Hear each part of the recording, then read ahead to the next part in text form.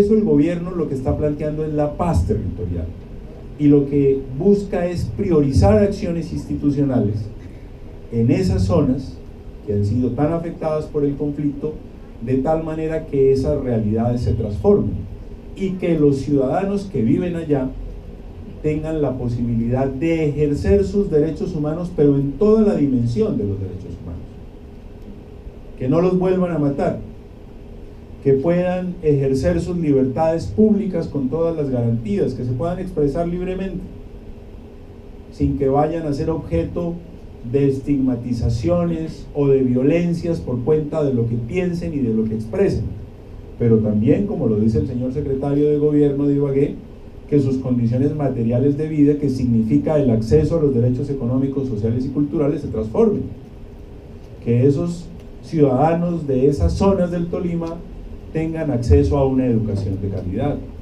Que esos ciudadanos de esas zonas del Tolima tengan acceso a una oferta de prestación de servicios de salud de calidad, que tengan una vivienda digna, que tengan unas vías de acceso que les permitan a su vez también contar con un modelo de producción rural que a su vez les garantice unos ingresos para vivir bien. Ese es en realidad el posconflicto. El posconflicto es esa idea de la paz territorial que lo que busca son una serie de acciones institucionales para garantizar derechos. En Colombia ya se ha venido trabajando en esa materia. Lo que hace la unidad de víctimas es un ejemplo. Lo que han hecho muchos mandatarios territoriales, el gobernador Barreto hizo un megacolegio en esa zona del sur del Tolima para garantizarle a los niños de esa zona afectada por el conflicto el acceso a la educación en unas condiciones distintas a las que históricamente han tenido que vivir. De eso se trata el posconflicto. Ese es el concepto de la paz territorial que está pensando el gobierno nacional. Y para eso, y con esto voy terminando y quiero un poco entrar en la materia objeto de esta convocatoria, para eso es muy importante no solamente la voluntad del gobierno nacional, es muy importante la voluntad de ustedes. Y yo vengo a hacerles una propuesta. Como les decía al principio, nosotros no pretendemos desde el gobierno nacional imponerle, porque la Constitución no nos lo permite, ustedes son autónomos, pero además porque tenemos convicciones democráticas y respetamos genuinamente lo que los ciudadanos en los territorios y sus legítimas autoridades estén pensando. Pero queremos hacerles una invitación, y el gobernador Barreto lo señalaba de manera muy acertada al inicio de su intervención.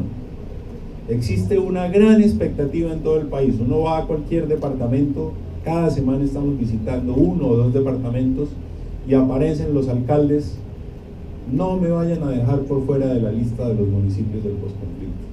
Y todos tienen un argumento para decir que no los dejen por fuera. Unos han tenido presencia de las FARC, otros han tenido presencia de autodefensas, otros han sido municipios receptores de un número de colombianos que han tenido que huir de la violencia e instalarse en zonas urbanas, y entonces esa realidad de una población víctima numerosa se convierte, claro, en un argumento para decir que se los incluye. La verdad es que el gobierno no tiene listas de municipios de posconflicto. Por ahí circuló un listado que es producto de un análisis que hicieron las Naciones Unidas, pero eso es un asunto de ellos. Ellos utilizaron unos criterios, pero esa no es una lista del gobierno nacional. El gobierno nacional no tiene lista de municipios. Por supuesto, el gobierno nacional tendrá que hacer unas intervenciones diferenciadas, porque no todos los municipios en Colombia tienen las mismas realidades. Para poner un ejemplo que el ministro Pardo normalmente expresa, si por número de víctimas hiciéramos un orden de prioridades, la jurisdicción territorial que tiene el mayor número de víctimas se llama Bogotá, y entonces Bogotá tendría que, digamos, llevarse buena parte de la intervención del gobierno nacional en materia de posconflicto. La verdad es que todos los municipios tienen alguna realidad que los hace destinatarios de una intervención, pero esa intervención va a ser diferenciada dependiendo de las características de cada municipio. Así que despreocúpense por esa idea de que el municipio no está o de que hay unos municipios en una lista. Esa lista no existe.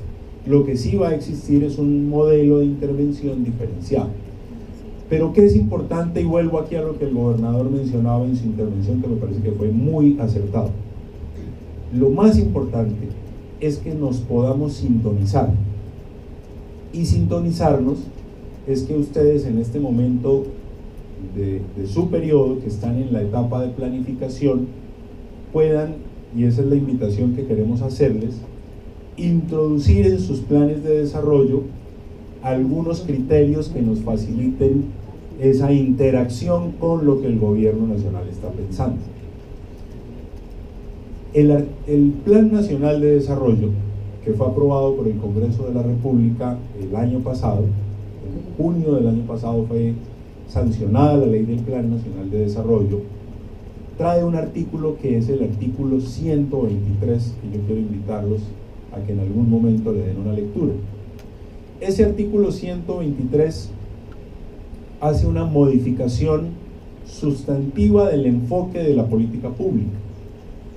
Nosotros, y digo nosotros porque llevo ya unos años en el servicio público, veníamos acostumbrados a que las políticas públicas tenían un criterio sectorial. Entonces decíamos las políticas de educación, las políticas de salud, las políticas de infraestructura, las políticas de vivienda, y etcétera, etcétera.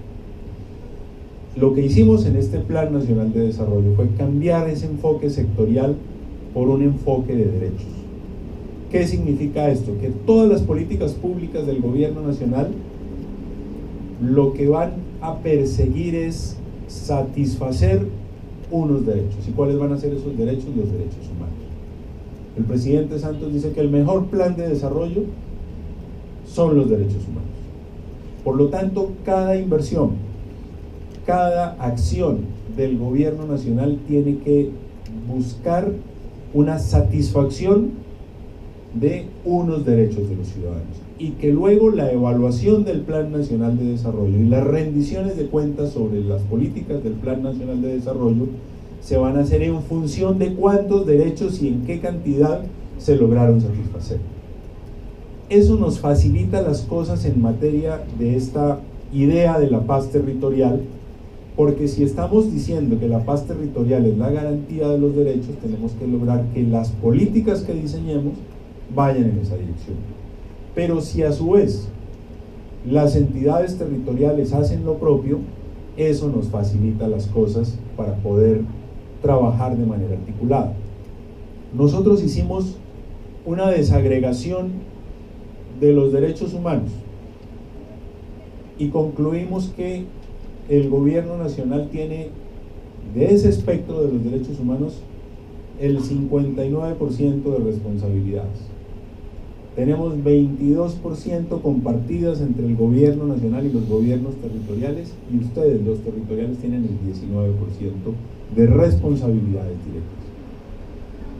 Por lo tanto, si coincidimos en ese enfoque de la planificación, nos vamos a encontrar más fácilmente para poder actuar y trabajar en la misma dirección. Nosotros respetamos las ideas como corresponde en un Estado democrático que tenga la gente sobre lo que estamos haciendo en La Habana. Esperamos muy pronto firmar un acuerdo que le ponga fin al conflicto, pero en lo que yo creo que sí no tenemos discrepancias es en que queremos todos garantizarle derechos a la población. Y esta idea de la paz territorial, de transformar los territorios, de construir la paz de abajo hacia arriba, pues invita a que los gobiernos territoriales jueguen un papel absolutamente protagónico. Esa es básicamente la invitación que queremos hacerles.